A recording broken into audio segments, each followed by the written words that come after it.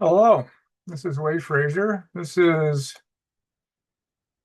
January 24th, 2026, 4:57 p.m. So this post is going to cover the raid and its immediate aftermath. As I mentioned in my previous video, we expanded to two buildings, and my office moved to the new building. So I was constantly walking back and forth between the buildings all day long. And at 10 a.m. on January 14th, 1988, which was 2 days after we had this big show near our office, I was walking through the parking lot, going back and forth between our buildings. I was by myself. So I was walking, through the parking lot, and then suddenly, and there was roads and streets around our facility. And suddenly there was this squealing of tires and fast acceleration, all this racket by all these cars and trucks. There was several, like, I don't know, six or seven cars and trucks were all of a sudden speeding on these roads and then speeding into our parking lot. And I just stood there looking at it. I mean, I didn't know what was happening. And it was just all these cars were speeding into our parking lot. And one of them, and they almost like in the movies, they came to a halt in like a cloud of dust. And the lead truck pulled up about 15 feet away from me in the middle of the parking lot as I just stood there watching all these vehicles come. And a man jumped out and kind of confusedly asked me if Conserve Financial Services, which was the name of our company at the time, if the building behind me is where the company operated from. And I said yes. And then he said, well, here's a search warrant for your facilities. And maybe he asked me if I worked there. Maybe. Hard to remember almost 40 years later. And that man who handed me the search warrant is a man I'll call Mr. Deputy while he's still alive. And my life's worst year began at that moment.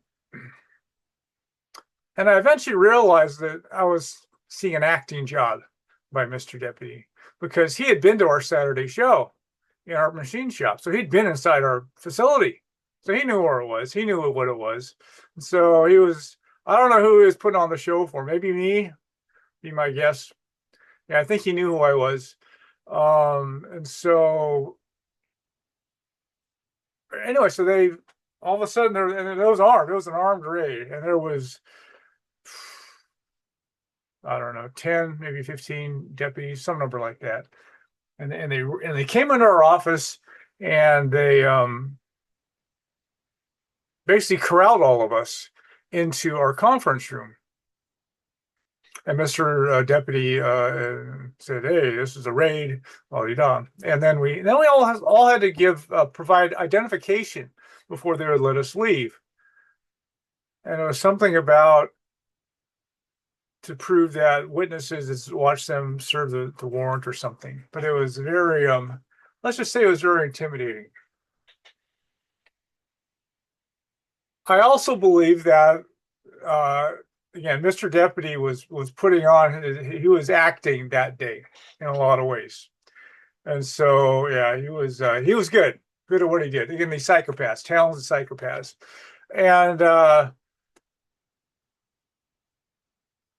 when they since they arrested us and put us in this room, etc., Mr. Deputy said, "Oh, are you're in this another building also?" Yeah. So either he was really incompetent, and maybe he was, but I think it was more what happened was that he said, "Oh, well, then I have to get the search warrant amended for a second building." So he left, leaving about a dozen of his goons there, and who were occupying our building. And while he was gone, amending the search warrant. And in retrospect, I think it gave him plausible deniability for what then happened, which you'll hear about in this video. In fact, I put up in my Substack post, I put up links exhibits, images, pictures, this kind of thing. And Allison, so Dennis's wife, Allison, was all over him from the beginning. She, well, what right do you have to be doing this? Dennis was actually not there, so he was training salesmen off site that day, and so he wasn't around. And so Allison and I were really running the show, and uh, and Allison started challenging them, like, what right do you have to be in our building without us in there? And then what the hell are you doing in there, kind of thing. And so, anyway, in fact, you can see images of Allison sitting there challenging them. In fact, the pictures that were being taken, the images, were from a movie, a video that a man took. And as I mentioned in the previous video, the prior week, Dennis had been to a free energy conference in Southern California, Temecula, as I recall. And he sort of brought down the house. Well, there was a guy from the Bay Area who was a cameraman, and he was actually the one shooting. He was recording that conference. And again, Dennis was on fire. So anyway, that morning, he just happened to be at our office, looking for work. So he was looking to see what opportunities he could have. So he was just happened to be there when the raid happened.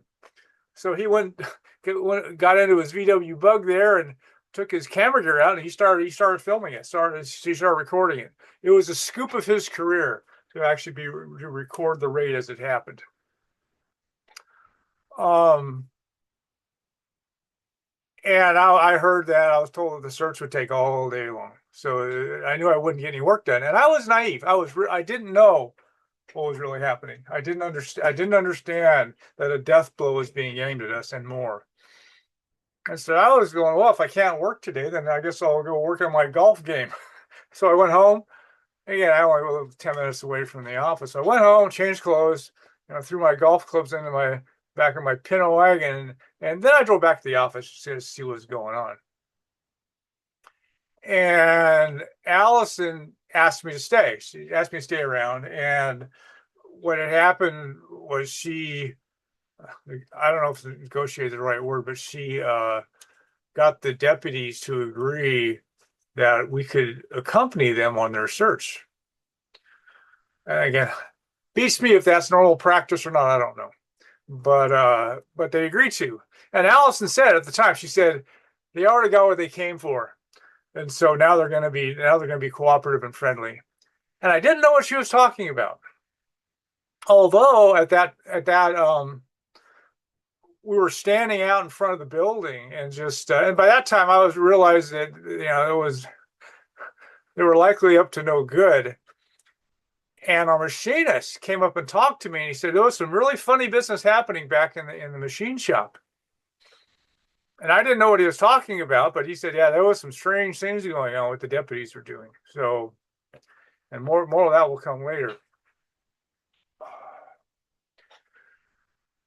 And a reporter from the local paper. So the local paper, as I mentioned before, all this was in a very small radius. Literally the newspaper, the local newspaper, the one I grew up reading, which my mother worked for at the time, was less than a half a mile from our office. So anyway, so within an hour or something, there was a reporter on the scene. And she saw us talking. She came up to us. She approached us and saw that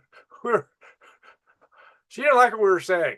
And so she stayed for less than 10 seconds and then fled. And I knew at that time that there wasn't going to be anything like a fair article about us the next day. I knew that.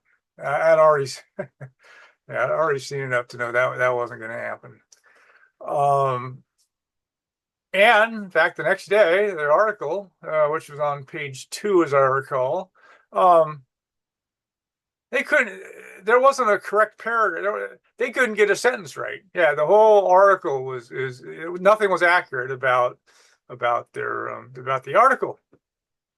This was more of me understanding how the media operated. Yeah, learning the hard way how the media operated. Yeah, they couldn't get the basic facts right. For instance, they said Dennis was run out of Seattle because all these complaining customers and all this kind of stuff. there were no complaining customers in Seattle. I mean, Dennis was putting the world's best heating system on their homes for free. What do they have to complain about? Same thing in Ventura. We had no complaining customers in Ventura. In fact, there's a handful who wanted the money back, and they got it back. So yeah, there were no complaining customers in Ventura or Seattle. And this is how it works. Yeah. So yeah, as we were learning the hard way.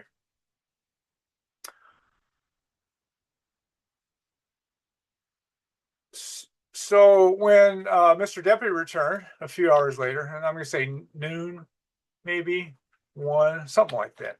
Around noon or 1, he came back. And Allison, she left, and she was, I guess, going to meet with her husband, and she had me accompany the deputies on their search. I was the first one to do that.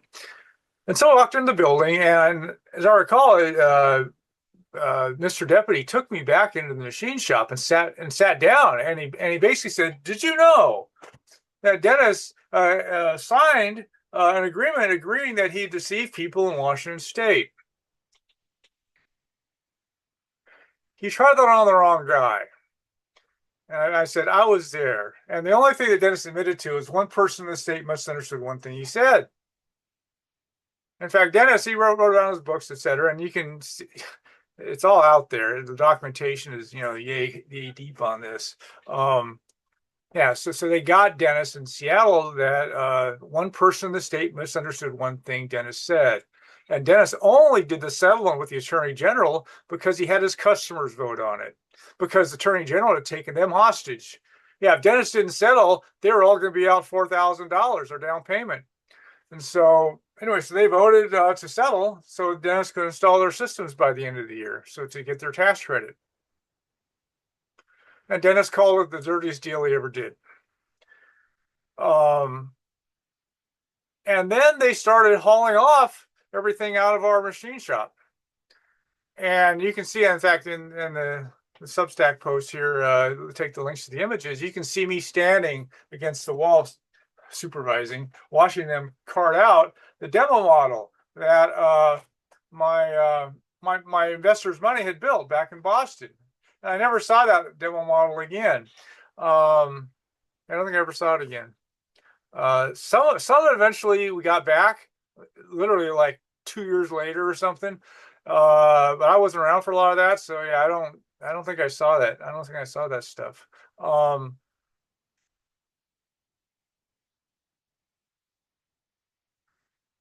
And when he sat down and talked to me, he was in the machine shop. And in fact, in the picture of me, I had my back to the wall, and on the other side of the wall was Mr. Researcher's office.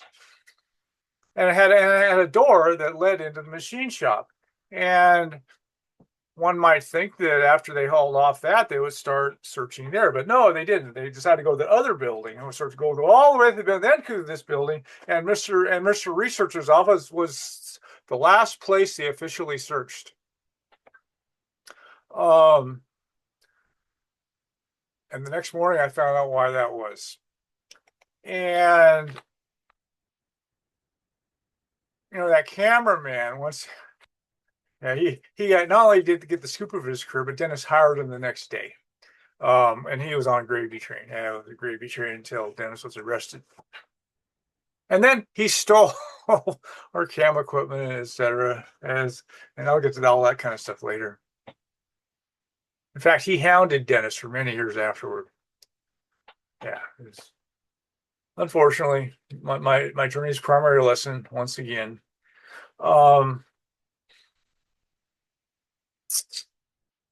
And I was literally accompanying Mr. Deputy, during the raid, and we would sit down here. They're searching this office, etc. And I actually asked Mr. Deputy. I said, "What did we do to warrant this? What did we do that warranted this armed search of our facilities?" And he said, "Well, we might have violated a civil law called the Solar System Marketing Plan Act. Some civil law."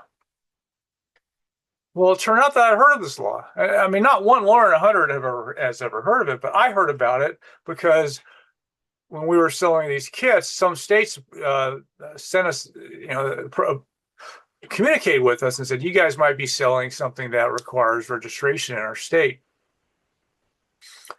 And I remember, some Midwestern state, Iowa or something, and I read the law, and there were like 10. If all 10 of these, we did all 10 of those things, and yeah, we'd just been subject to the jurisdiction of this law, except only one or two of them we met. So eight of them we didn't. And I was like, oh, okay, not a problem. That's what I thought. And so, but I'd heard of it. And when he said that, I said, I know about this law, and that's not us. I didn't actually know the California law, but I seen that act in other states. And I was going, I don't think it applies to us. And he kind of smiled at me and said, that keener minds than ours would decide that. And then I actually mentioned that Edwin Meese had said Dennis was squeaky clean. And Edwin Meese was the Attorney General of the United States, the highest ranking law enforcement official in the USA. And when I said that, Mr. Deputy once again smiled at me and said, I wouldn't trust anything Meese said. And so, and I want to be clear that in order to comply with the California law, what we were required to do was file a one-page form with some cursory information about the company and pay $50. So $50 on a one-page form was all we had to do. So this raid was all about we hadn't filed a form and paid $50 according to their interpretation of the law. This law is so obscure that there had only been one prosecution under the law in the history of California. In fact, it was a guy selling Little League franchises, and it got overturned on appeal. And so, yeah, so this is definitely the only raid. And in fact, Dennis ended up doing 2 years in prison for not filing a form, as will come later. And that's the only time anybody's ever been arrested, prison, all that for a civil law violation. Yeah, I was learning really fast how our rule really works and how our legal system operates. It wasn't pretty. When I was there, again, accompanying the raid, they got to my office. I said, "Oh, take anything you want, but I'd like to have copies. I need what's in my office to run the business." And Mr. Deputy said, "Sure, yeah, well, they can arrange for that." So I said, "Okay." And then I was relieved. And this was now after several hours. This is like 6 or 7 p.m. I think, and I was relieved by some other people in our organization. So I actually went to Wayne's house, and there was Dennis, and there was Mr. Researcher, and this was the gang was there, and it began sinking in with me what was happening. Yeah, I was not quick on the uptake on that.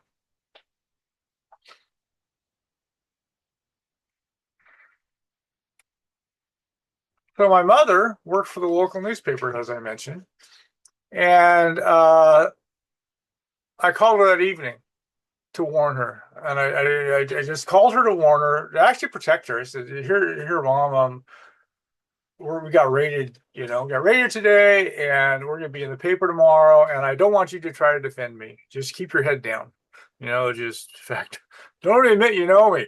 And so anyway, well, it turned out I didn't need to worry about that because my mother attacked me on that phone call. So she attacked me on the phone call. In fact, she refused to talk to me for several years. In fact, eventually she made a scrapbook out of all the lying articles of her newspaper and made a scrapbook out of it and took it on tour to my friends, family, and investors to tell the story of her son, the criminal. My mother did that. And actually, by the time I heard she'd done that, it didn't even hurt anymore. As we will see in my journey, it was like I had been through so much by that time. It was like, what else is new? Yeah, it didn't even hurt any longer. But this is, again, my journey's primary lesson was getting pounded into me one nail at a time, event after event. Yeah, the attacks on my former girlfriend the year before was a gentle preview of what was coming. Yeah, again, if you'd have told me what would happen, I wouldn't have believed any of it. And if you'd have told me that relationships I had that I thought would survive anything would crumble, I wouldn't have believed you. I wouldn't have believed any of it. So, but it happened and more. And I rested. So I have no contact with my immediate family today over my journey. And I rescued all of them. So I was a family hero of the Boy Scout. And I rescued all of them. I have no contact with any of them because they all attacked me, disowned me, all these kinds of things. So anyway, this is more of learning how the world really works. So when I got to my office the next morning, there was not one piece of paper in it. And I was a controller, so my office had filing cabinets. My office was full of paper. Yeah, this is before computers. Really, yeah, this is before companies ran off computers, really. And so, in fact, we were just a startup. So I just had, all of my accounting information was on pieces of paper, checkbooks, and invoices and contracts and all this kind of stuff. My office was the main repository of that, and they had taken all of it. There was not one piece. The only piece of paper in my office was the receipt sitting on my desk, which is their search receipt, which described everything they took. So it was, in fact, I think it was a few pages of information. So anyway, they took everything. But Mr. Deputy said that I could get copies, so I was optimistic that maybe I could get copies of that stuff. So, oh, I had a lot to learn. So, but that was all small stuff. So the big deal was when Mr. Researcher got back in his office at 6:30 a.m. So at 6:30 a.m. and at that point, all I'd heard was that sales guy, the machinist, the previous morning say that some funny stuff was going on back in the machine shop. And when Mr. Researcher got back into his office, then I found out what that funny business was about. So when they corralled us, when the deputies herded us all in the conference room and kicked us out of the building, Mr. Researcher and machinists went around to the back of the building where the machine shop was.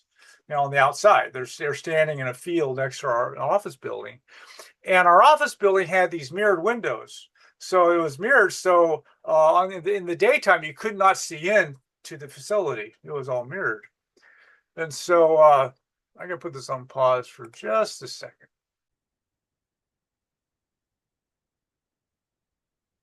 So the windows were mirrored. You couldn't see into the building. It was all dark in there. Except when they're standing behind the building there was these flashes that started lighting up the windows. So when these flashes went off, they could actually see in the building. And what they saw was that the door, Mr. Researcher's office door to the machine shop, was open, and there was a deputy there who had a camera. He was like the camera guy for the raid. And each flash that happened, they could see into the interior of the machine shop and into Mr. Researcher's office because the door was open to it. And the deputies were ransacking his office. And actually, the flashes were because they were rolling out the blueprints of our prototypes onto his desk and photographing them. And they saw this. And this is before the raid, the search actually officially began. Yes. So, and then Wayne, Professor Wayne, he was at college when his wife called him and said, "There's a problem at the office." And he came down to the office, and when he was there, he actually saw these deputies take a box out of the machine shop and put it into a car and drive off. In that box was all the documents they stole out of Mr. Researcher's office. Yeah, so when Mr. Researcher got back into his office, the receipt that was left on his desk said they took 2 pieces of paper, which was the parts list for the heat pump.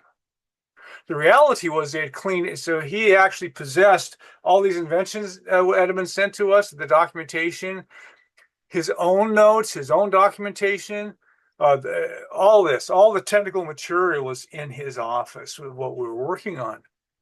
And the deputy stole it all. And the blueprints were too big. So they were these big old long things. And so they were too big to sneak out that way. So they photographed them.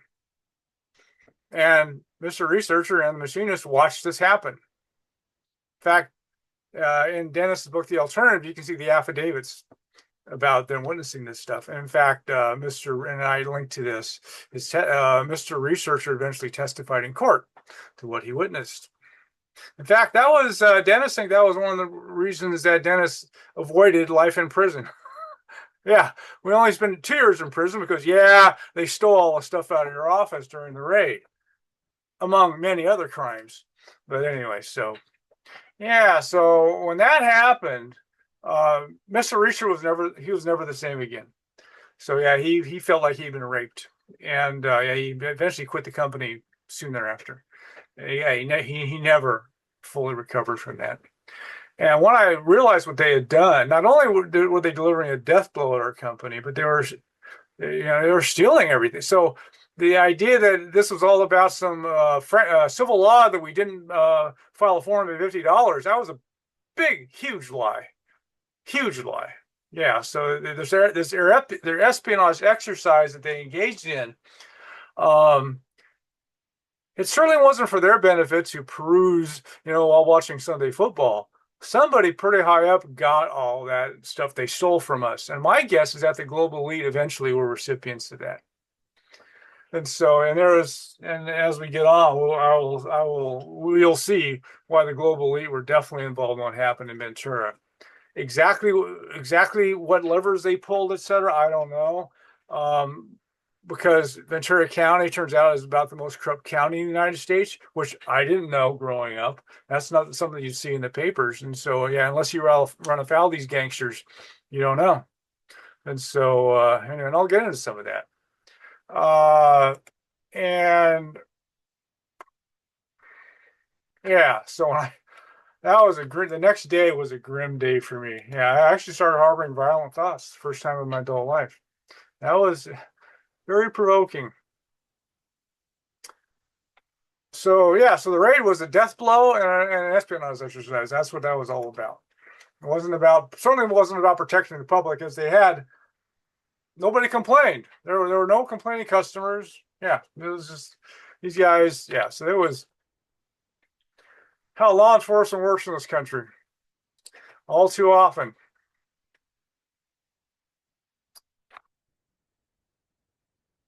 And so when I realized what they had done, then Mr. Deputy being gone for a couple of hours while they did that took on a different character for me. And so I bet that that was intentional on his part, given plausible deniability, so he wouldn't be on the premises when they committed all these crimes.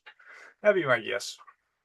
And the way the system works, not everybody was in on it. So the search lasted it started at 10 a.m.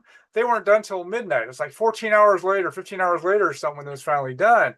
And when Wayne actually showed up and he was there, one of his former students was a sheriff's deputy, and he was one of the people sort of sitting around, doing I don't know what, super security for the thing or whatever. And this guy used to be one of Dennis's pupils. And again, Dennis was a saint, the best professor I ever had kind of thing, most beloved professor at the college. And Wayne was there, and the student goes, "What the hell are you doing involved with these criminals, Wayne?" And Wayne said, "Well, actually, I saw them steal a bunch of documents out of the building." And this deputy kind of deer in the headlights looked like, "What are you talking about?" So he wasn't in on it. So yeah, so it's not everybody's in on it. It's just a handful of people are in on it to do the dirty work. So Mr. Deputy, his sidekick, and a few others. I guess it's 5 or 6 of them, 7, 8 of them, something like that. So yeah, probably the initial dozen or whatever, they were probably in on it. But nobody else was. And again, whoever put them up to it. So this came from high places. It wasn't just, yeah. Mr. Deputy, yeah, I'll get into it later, but his whole account of how he got involved is laughable, really laughable. And so, yeah, he was definitely put up to it by people and dangled big carrots if he took us out. He was a hitman. So he's a hitman and good at what he did. Looked like a Boy Scout, looked like just such a Boy Scout the whole time. In fact, he kept his Boy Scout demeanor with me until my day on the witness stand, which will come later.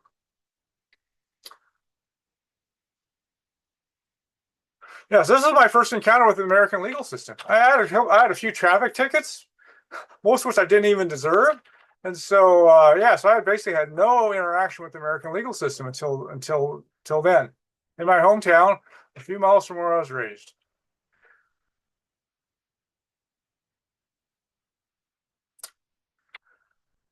Regarding the corruption in Ventura County, I remember when I was about 12 or something. In fact, I remember my father talking about this, and it did make the newspaper, in that the FBI did a probe of the Ventura City Police Department. And anyway, in the Ventura City Police Department, the FBI called it the most corrupt police department in the United States. And I was 12, it was the 1970s or something like that, early 70s.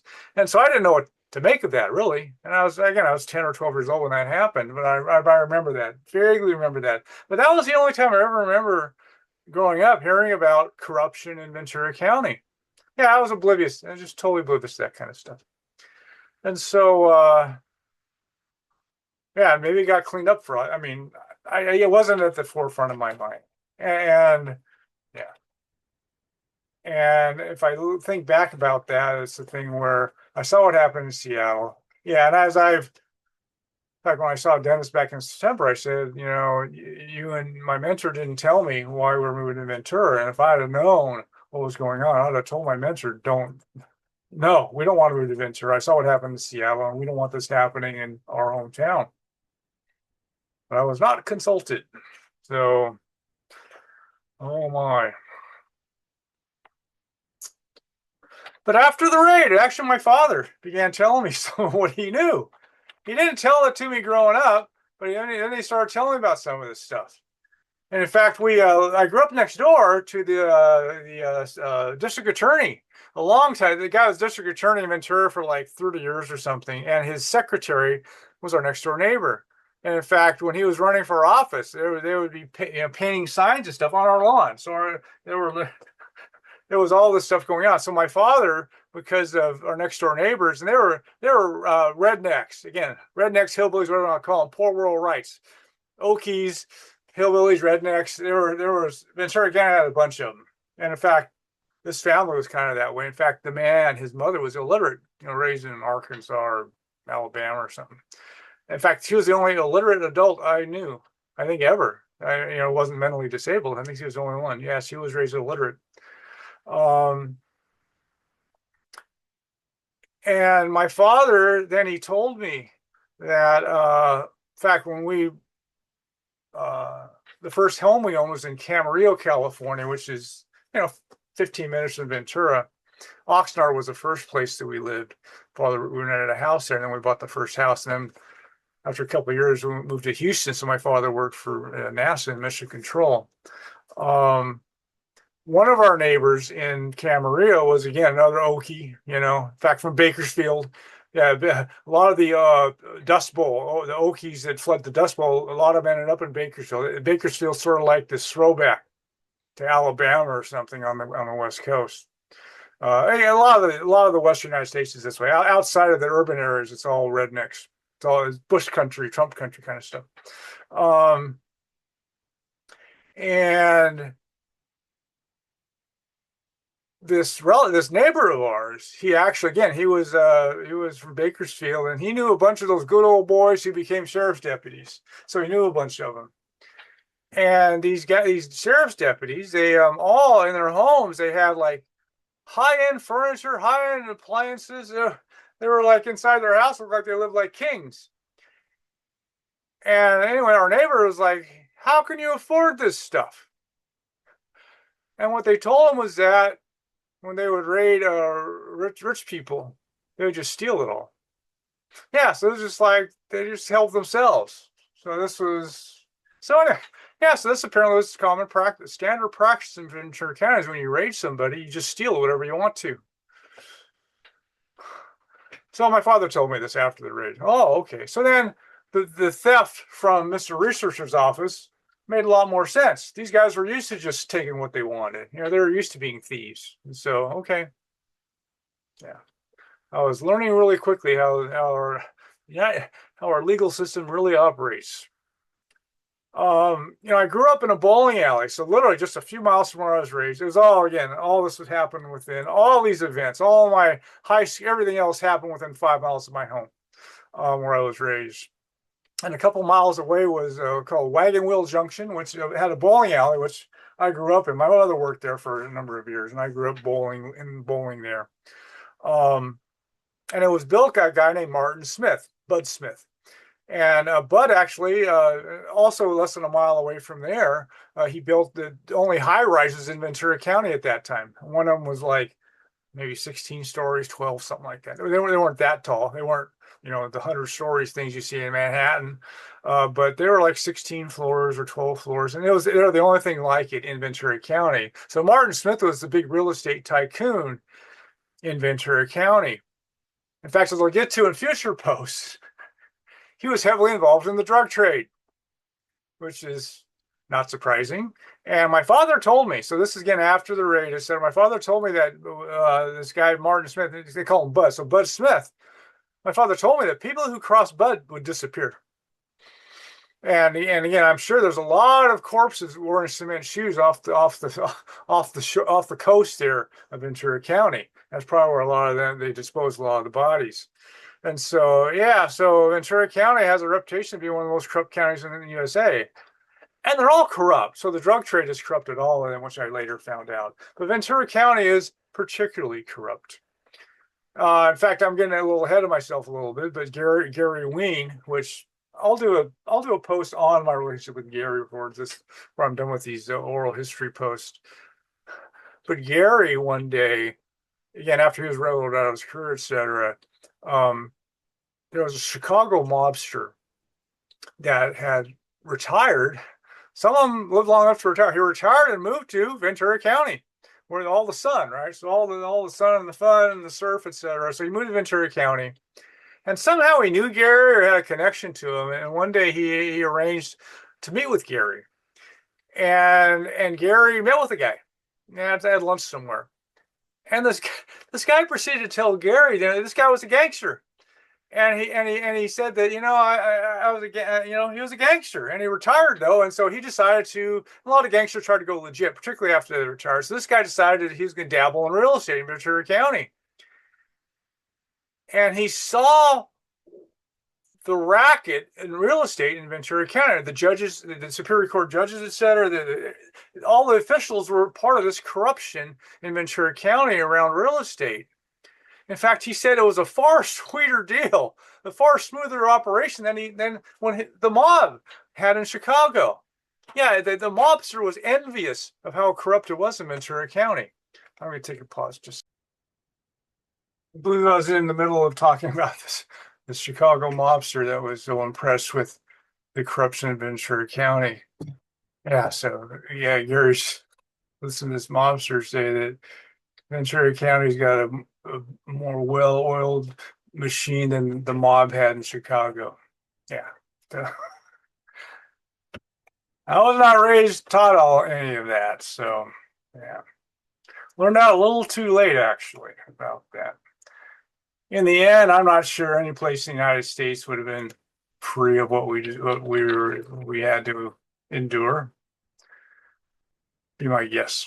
Yeah. So the global elite were definitely involved, and so I'm sure they would have gotten their way wherever we were.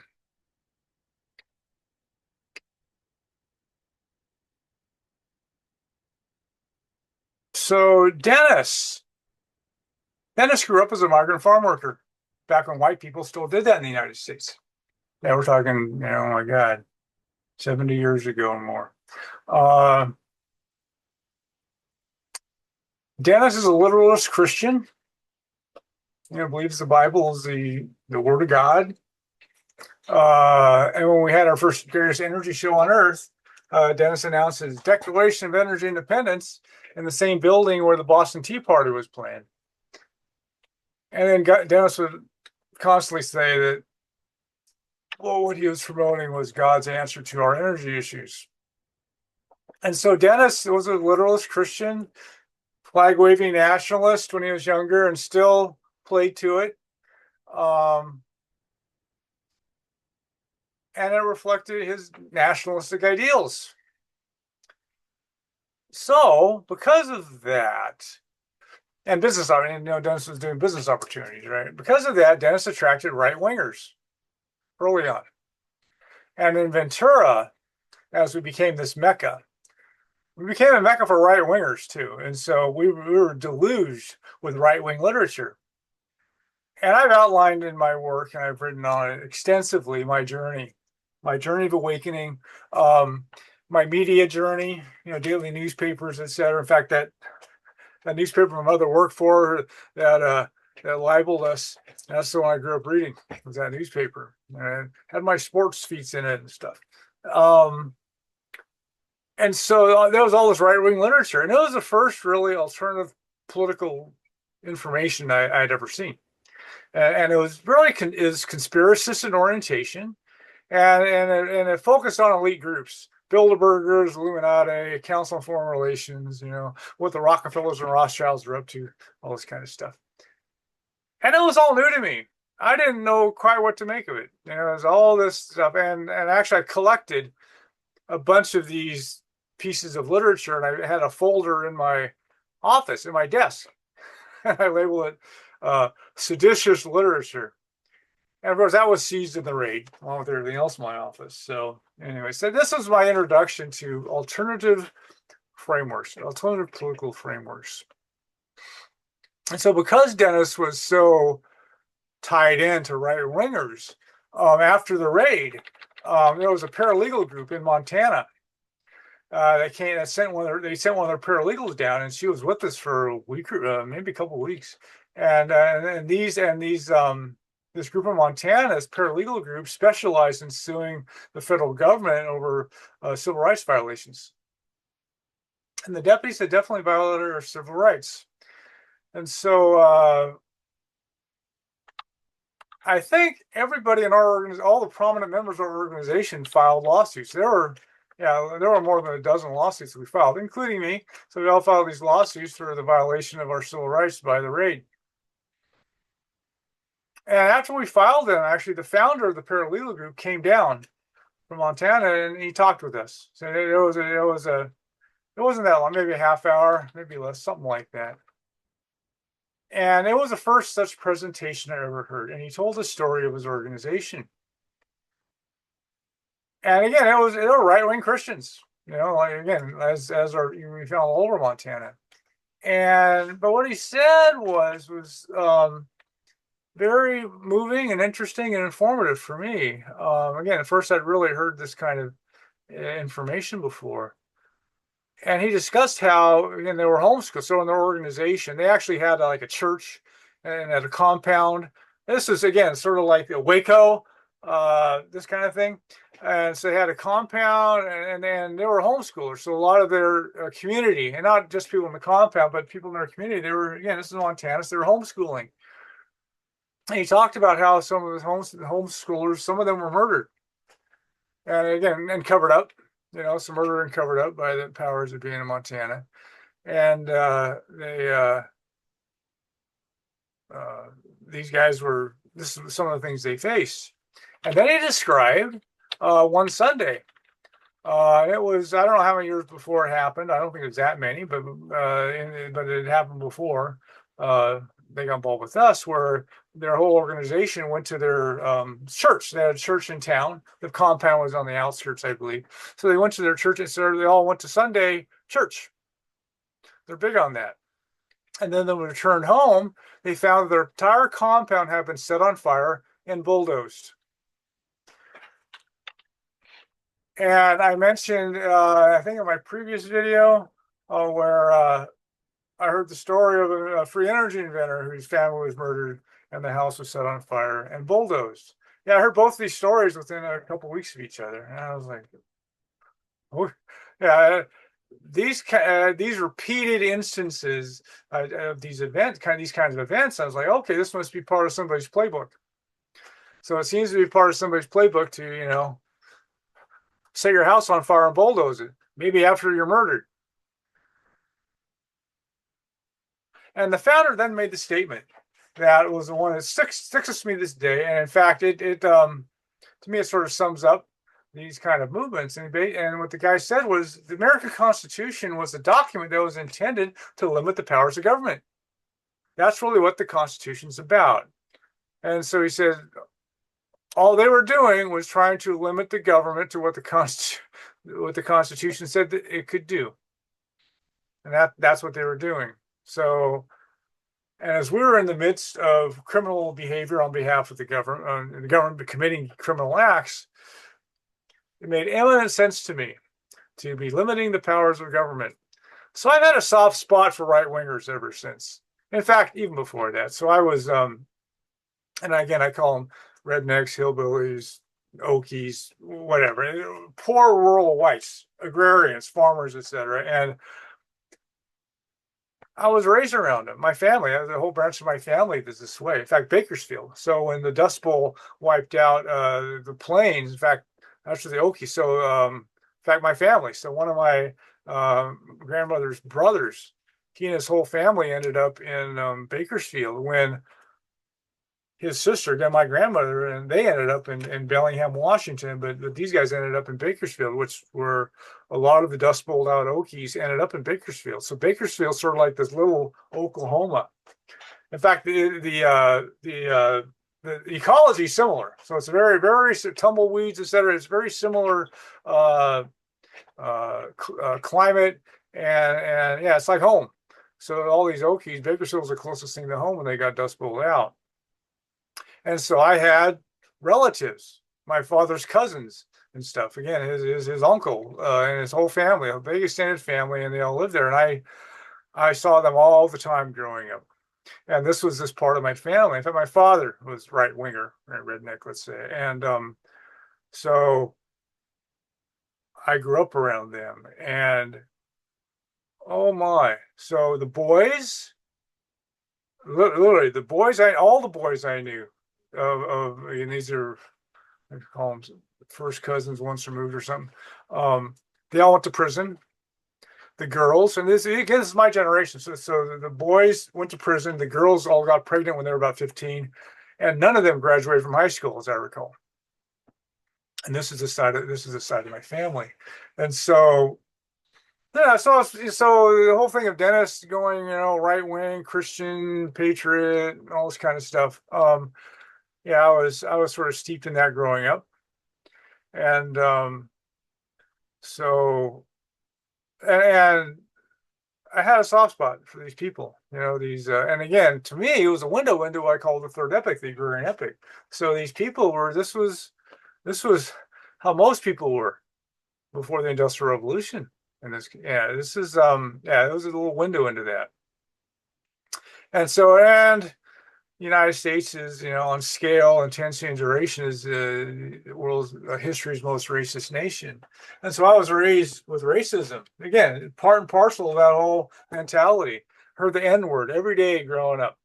This kind of stuff. Again, I left home kind of as a rube. Took me a few years. My first college roommate started calling me that stuff, and it took me a few years to put that behind me. I like to think I did, but it took a while because I was kind of raised in that culture. So anyway, so I have always had this kind of soft spot for them. And Dennis, Wayne, and my father all grew up on farms, and they all became soldiers.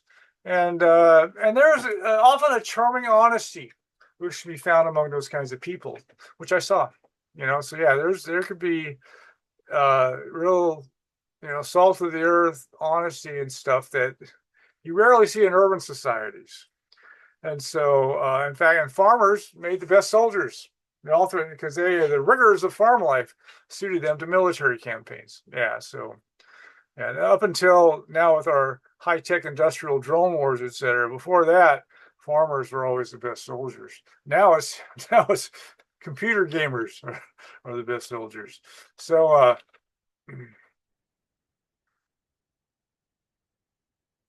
so for me, the nationalism and the organized religion wasn't my thing. It was Dennis's thing, so I went with it.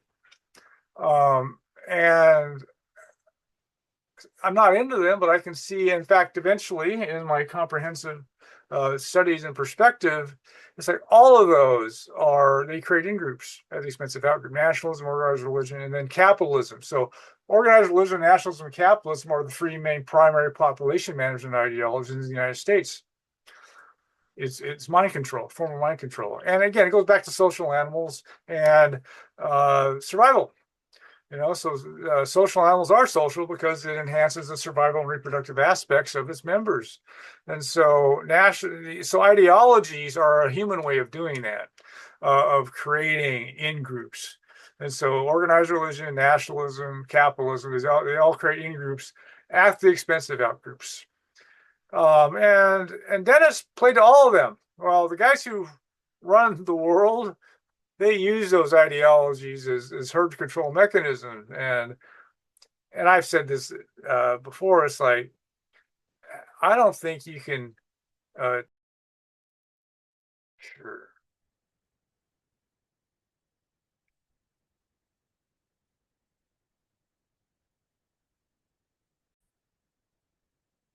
Game crashed once again. So hopefully, we'll see how this video turns out. So, where was I? This. Yeah, so the people who, run the world and run the nations, etc., they use nationalism and organized religion and capitalism to control the herd, control the masses. And so an effort that's going to use those very same ideologies to somehow free the people from that, I don't think it'll work. And actually, that's probably the seed of why I no longer work with Dennis. God bless him. I know he's doing his best, but I don't think it'll not for the task of bringing free energy to the world, which would be the biggest event in the human journey. I think none of those aim high. They don't aim high enough. And so it's at this egocentric level of survival, etc. And so business opportunities and nationalism and organized religion, it's all at this egocentric level of survival. And so survival consciousness, I don't think will work, not for this. So the people I'm seeking have to be beyond that. Back to disillusioned idealists.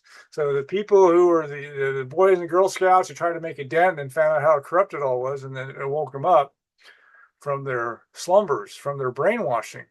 That's the people for my effort, that's what I need. And I strongly doubt that any other approach will work, actually. I do, because there's too many interests that don't want this. And efforts are always too weak. Again, back to I saw the attempts to steal our companies and et cetera. In fact, what happened in Ventura County there, and Mr. Deputy was a hitman. I doubt he even realized whose interests he was serving or even cared. He was he got it made his career. Taking us down made his career. Today, his annual pension's over $300,000 a year. And I'm sure there was under the table money in Ventura County to get the treatment we got. But that's coming later.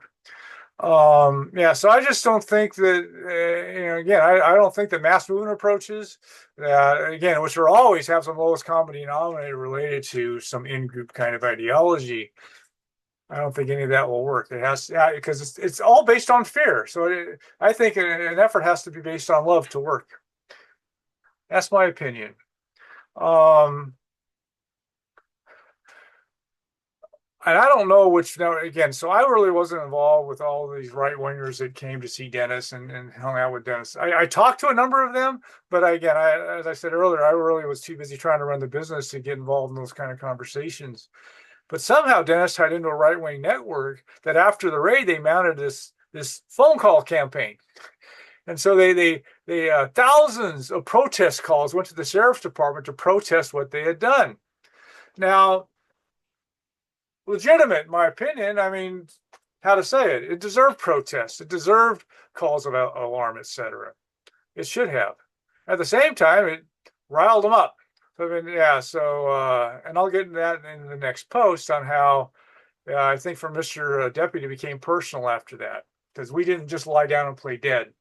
I think these people are cowards. So the judges, in fact, Gary Ween eventually realized this. These people are really cowards. Mr. Deputies and buddies are cowards. They hide behind their badges. They hide behind the law, and they're gangsters. and they're really gangsters, and so they're not used to people standing up to them. Yeah, they're used to just, it works. Usually their stuff works, and it just almost nobody can survive their first salvo, so they just they can mop it up easily. So yeah, it's all this super corrupt and evil system, and this is what I was finding out the hard way. So anyway, with that raid, my nightmare began, and and again, my plan right now is this oral history. I'm going to take it through today, my journey, but right now it's this part of the journey, and so my days with Dennis in Ventura County. There's some more posts coming on that. So anyway, that's all I have for now.